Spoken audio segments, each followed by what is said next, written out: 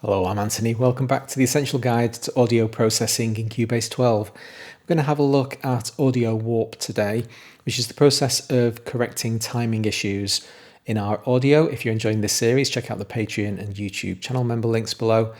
You'll be able to get a new copy of this project if you are a patron or YouTube member.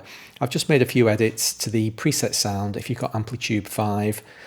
Basically, I just wanted a little bit more grit in the sound. And what we're going to do today is we're going to pick out a section of the guitar solo to work on its timing. If we have a look at the guitar solo itself, take 4, there's a 4-bar section between bars 7 and 11 that I quite like, but it was pretty lazily played, and we're going to use that as our example today. First things first, let's have a listen to it.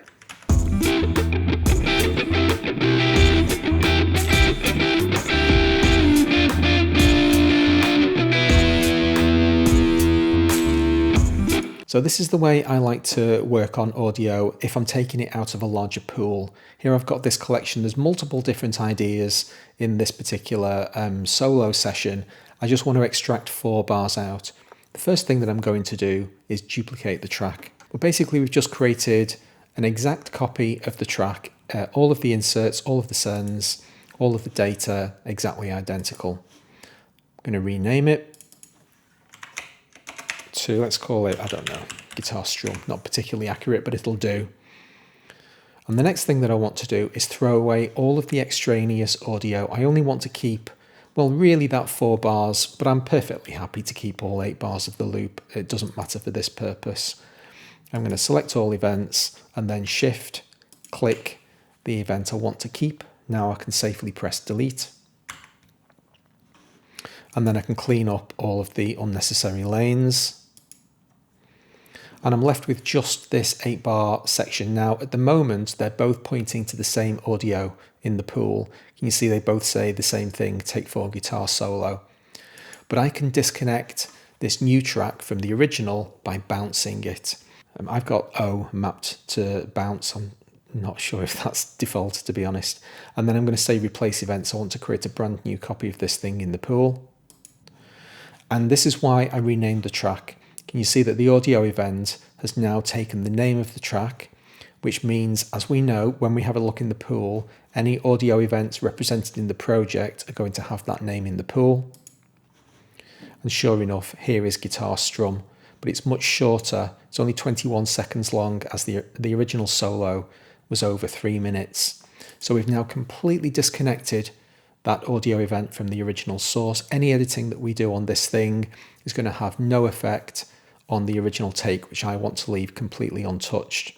Now, at the moment, both of these tracks are live. They're both consuming CPU resources. So one final thing that I'm going to do is right-click on the original track, and I'm going to disable it. That'll basically take it out of the project, but we'll still be able to see it. If I ever need to edit it in the future, I'll be able to re-enable it. And as you can see, disabled tracks are grayed out, and that thing basically has no impact on the project at all anymore. And we can just deal with the guitar strum track. And having done that little bit of housekeeping, we're now in a position to head into the editor and start working on the event. Now, as you know, one of my favorite keyboard shortcuts is zoom to locators. Click in the dead space in the editor below. And now we can see the entire event. Now, generally speaking, when I'm processing audio, I'll work down to the individual bar level, but just for now, we'll stay at 4 bars. I'm going to head into hit points, and now I'm going to select one of these new create options that we had a look at briefly in the last episode. I'm going to ask it to make some warp markers for me. Just before I do, we'll have a look at the audio warp section so that we can see a before and after. As things stand right now, the audio warp is completely empty. It doesn't understand how to time stretch this piece of audio because I've not instructed it on what to do. But when I'm in the hit points section and I click warp markers, now the audio warp's enabled. You can see it's orange. And when we head into it, all of these orange vertical lines are those warp markers that have been inherited from the hit points. And this is what we're going to use to correct the timing issues in this piece of music. Now, as I said, when I'm working on audio warping, I like to really zoom in quite heavily. So I'm going to work on a single bar, basically just Alt-click to select the right locator. Then I can rezoom, and now I'm looking at this single bar. Let's have a listen to it.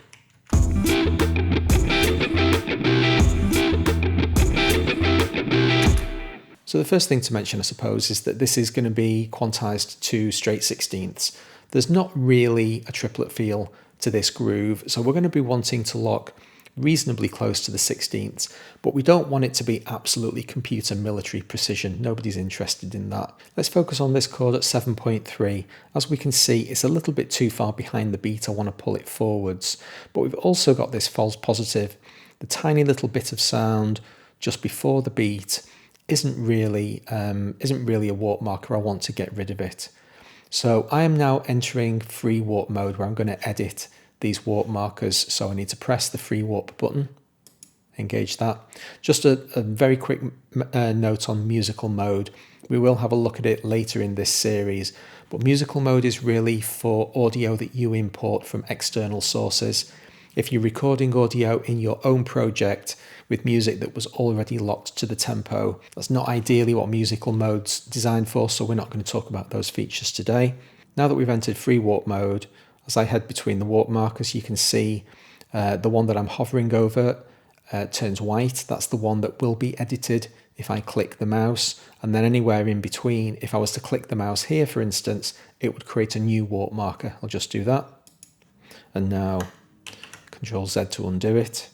So I want to get rid of this marker just before the beat. I'll press the Alt key, hover over it. You can see the eraser, left click with my mouse, and that's gone. So now I want to move this chord so that it's properly aligned with the beat. Generally speaking, when I'm using AudioWarp, I'll turn snap off. I want very fine level granularity of my control. Don't want the cursor snapping anywhere, but I do want snap to zero crossing. So any adjustments that I make will be to zero crossing points on the sample, which is pretty much always what you want. It's very rare that you would want to not have snap to zero crossing engaged. Now I can hover over this warp marker that's turning white, left click, and I can just start dragging the chord. Now, something to note about this process of dragging chords left and right. Can you see that all of the audio, both in front of and behind the marker, is being stretched? This is really important to bear in mind when you're looking at the audio data in front of the warp marker that you're processing. If you don't have your warp markers properly set up and you drag this thing to the right, you can see that the audio information to the left of the marker is also being stretched. So you can inadvertently pull things out of the way that don't want to be moved. So we really need to make sure that all of our markers are properly set. So I've just edited this chord basically blind, but the next one that I do, I'll turn the music on so that it's a little bit more of a real world test. This chord is once again a little bit lazy, a little bit too far behind the 16th marker that I want to be on. I'll get the loop going and then I'll adjust my ear.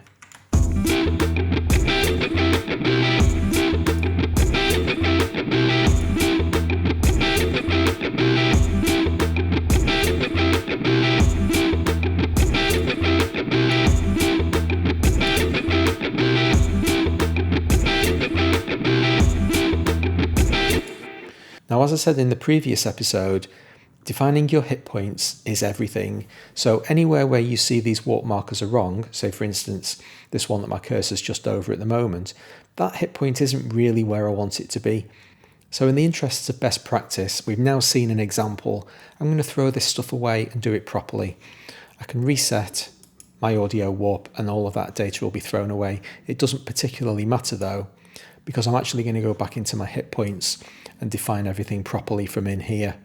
So I can turn editing on.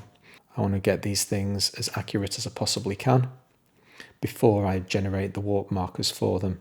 And this is about as interesting as watching paint dry, so I'm not going to make you sit through the entire thing. Just a quick note of editing: turn snap on, pick your locators up, move them a bar forward, zoom to locators, turn snap back off again, and we can set all of these hit points manually, and I'll be back in a couple of minutes once I've done that. So here's my entire 4-bar loop. Just make sure I don't have any regions selected. In my hit points, now I'm going to create warp markers, and when we head over to AudioWarp, all of our warp markers have been set to our manually created hit points. Now this time round, instead of doing every single warp marker manually, I'm going to let Cubase have a go at seeing how well it can sort some of this stuff out for me automatically. I'm still going to turn snap off. I don't really ever want snap on when I'm in AudioWarp mode. But this time I'm going to use the quantize functions. So as you can see here, I've got quantize enabled in my little settings cog. Just make sure if you want to do this from the lower window, your quantize options are enabled. I've set it to 16th because that's the basic granularity of the piece. And I've also enabled soft quantize, which basically means we're not talking about quantize in this episode, but it's basically going to roughly quantize these things. Let's have a look in our edit options. And at the moment, we're set to 80%. So it's going to basically, Cubase is going to try to align these beats 80% of the way towards the nearest 16th note. As you can see, I've got AudioWarp quantize enabled. And now I can literally just press Q. Let's call this one at 7.3 a deliberate mistake, shall we? Because that marker shouldn't have been there. I now need to pick this warp marker up, and I'll just correct that one manually. So let's see how good a job the quantize function itself has actually done.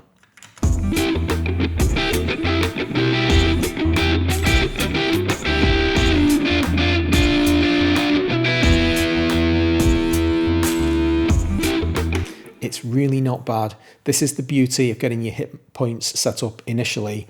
The more manual work, the more prep you do beforehand, before you engage any of these automatic processes, Cubase has got a much better chance of sorting all of this stuff out for you. I'll just do some due diligence on the piece to make sure that everything looks okay. So now I do have snap engaged because I'm jumping forwards in sections of 1 bar at a time. And we'll both listen to it, audition it, and make any manual corrections in situ.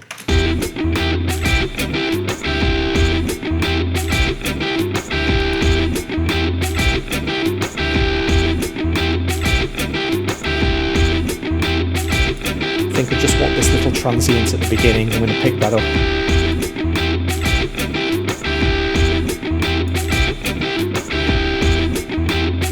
Turn the snap back on. Move the locators.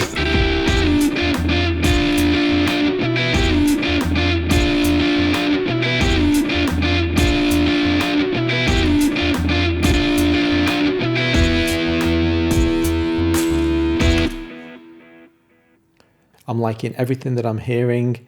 So the final process is to cut the beginning and the end, but let's just trim that stuff away.